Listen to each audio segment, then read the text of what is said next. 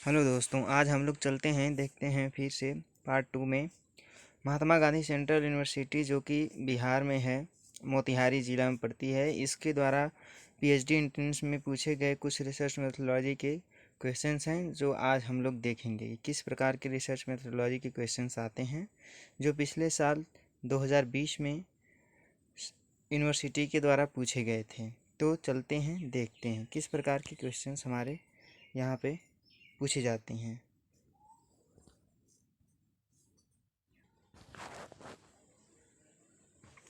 तो आते हैं क्वेश्चन नंबर फर्स्ट, देखते हैं। इसमें क्वेश्चन नंबर फर्स्ट हमारा है कह रहा the population information is called parameter will the corresponding sample information in known as. तो इसका जो ऑप्शंस दिए हुए हैं वो है option number A universe, option number B inference, option number C sampling design, option number D statics. तो इसका जो करेक्ट आंसर होगा वो होगा डी। आते हैं क्वेश्चन नंबर 2 पे। कह रहा है question number 2, which is the main objective of research. इसमें से कौन सा मेन उद्देश्य है रिसर्च का।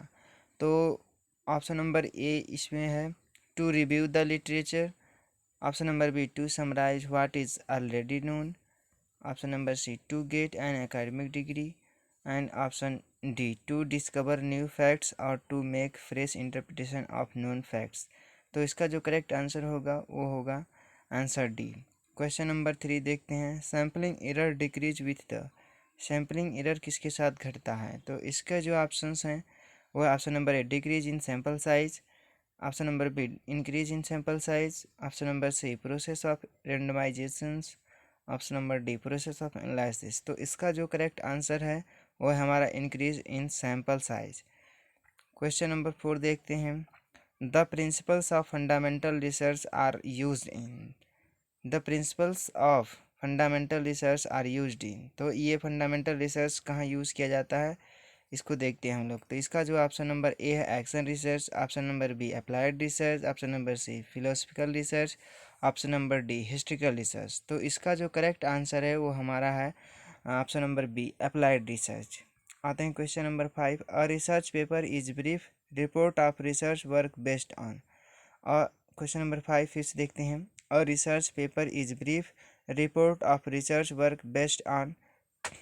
इसका option number A primary data only, option number B secondary data only, option number C both A and B, and option number D none of the above. तो इसका जो करेक्ट आंसर होगा option number C both A and B.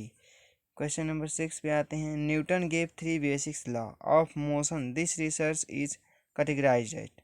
Newton ने जो 3 नियम दिए थे उसको किस कैटेगरी में हम लोग रखते हैं इसमें हमको बताना है। तो option number A action research, option number B empirical research, option number C conceptual research, option number D fundamental research. तो इसका जो करेक्ट आंसर होगा option number D fundamental research में इसको कैटेगराइज करते हैं।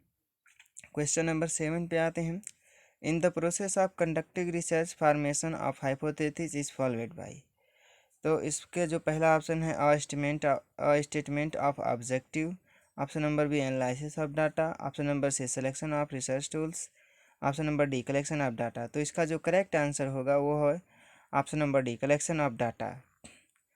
Question number 8, which one of the following is not source of data. इसमें से कौन सा डाटा का स्रोत नहीं है। तो पहला ऑप्शन ए कह रहा है administrative record, option number B population census, option number C GIC, option number D sample survey. तो इसका जो करेक्ट आंसर होगा वो एडमिनिस्ट्रेटिव रिकॉर्ड।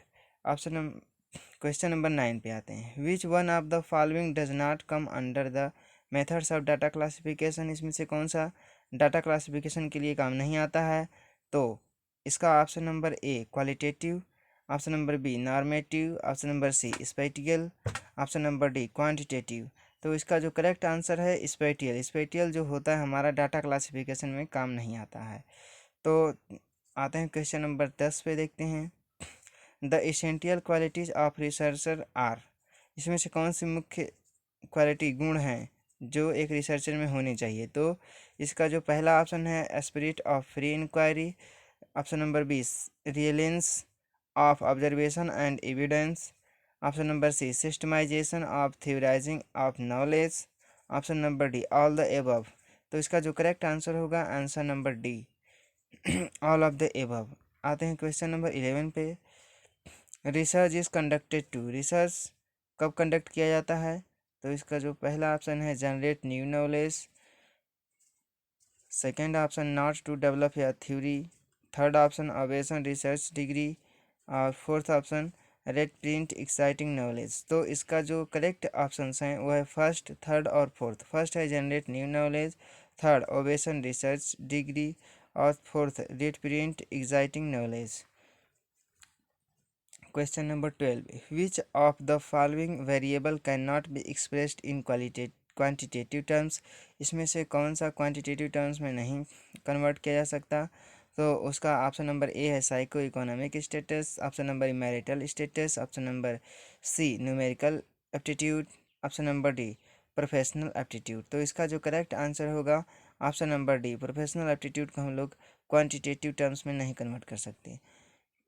क्वेश्चन नंबर 13 पे आते हैं। The research that aims at the immediate application, मतलब जहाँ इमीडिएट हमको कोई एप्लीकेशन करना होता है तो उसमें किसका प्रयोग करते हैं? तो option number A action research, option number B empirical research, option number C conceptual research, option number D fundamental research. तो इसका जो करेक्ट आंसर है वो है हमारा option number A action research. Question number 14 पे आते हैं।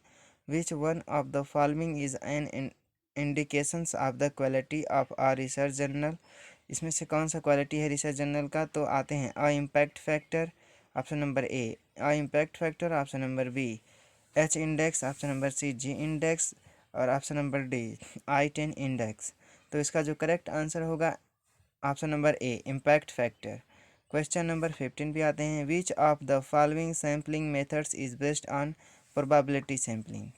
तो इसमें से कौन सा प्रोबेबिलिटी से रिलेटेड है, पर आधारित होता है? तो प्रोबेबिलिटी बेस्ड पर आधारित होता है। तो option number A convenience sampling, option number B quota sampling, option number C judgement sampling, option number D stratified sampling. तो इसका जो करेक्ट आंसर है वो है स्ट्रेटिफाइड सैम्पलिंग।